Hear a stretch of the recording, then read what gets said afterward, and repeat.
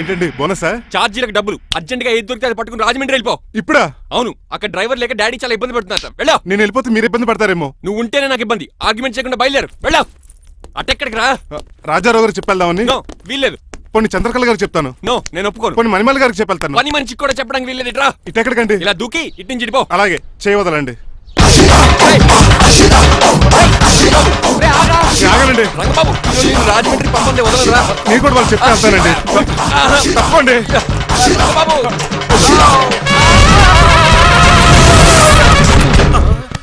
Sorry uncle. ఏదో sorry అంటావా? అది కాదు, నీకు మామూలు పనిష్మెంట్ కాదు, గట్టి పనిష్మెంట్. దొరికితే బస్సు లేకపోతే ఫ్లైట్ కి రాజమండ్రి ప్యాకెట్ బాబు. మా ఊరు వెళ్ళిపోతున్నానండి. నేను ఇక మీకు కనిపించకపోవచ్చేమో. ఏంటయ్యా, మేము నీకేమైనా లోటు చేసావా? అబ్బాబే, సొంత ఇల్లు కంటే ఎక్కువగా చూసుకున్నారు. కాకపోతే నేను ఇక్కడ ఉంటే నాకు ఇష్టం లేదు. నీకేం నొప్పి? ఆడొచ్చింది నన్ను డ్రాప్ చేయడానికి. ఆ పని అయిపోయింది. వాళ్ళకి స్టే చేస్తే బాగుండదు. మాకు చాలా బాగుంటది. ఎందుకంటే అతను డ్రైవర్ అంటే మా ఇంటి ఇరవైపు, మా ఇంటి ఇరవైపు మా ముందు పంపించాం అనుకో మాకు అది ఇష్టం. ఏమే చూడు బాబు, చూస్తున్నానండి. ఇంట్లో ఎన్ని రోజులు కావాలంటే అన్ని రోజులు ఉండొచ్చు. ఇల్లే నీదనుకో. రిజిస్ట్రేషన్ ఎప్పుడు పెట్టుకుందామండి? బాబు చాలా ఫాస్ట్. అలా చూస్తావు ఏంటమ్మా? బాబుని లోపల తీసుకెళ్ళు. వెళ్దామా? ఊరు వెళ్ళడం లేదు కదా, నా డబ్బులు నాకు ఇచ్చే. తను నేను సినిమాకి ఏ సినిమాకి వెళ్దాం? థియేటర్లో ఎవరు లేని సినిమాకి. ఇదిగో ఏంటి? అలా వెళ్ళారు కదా, మనం ఎలా వెళ్దారేంటి? ఎందుకు? పనిష్మెంట్ తీసుకోవేటి?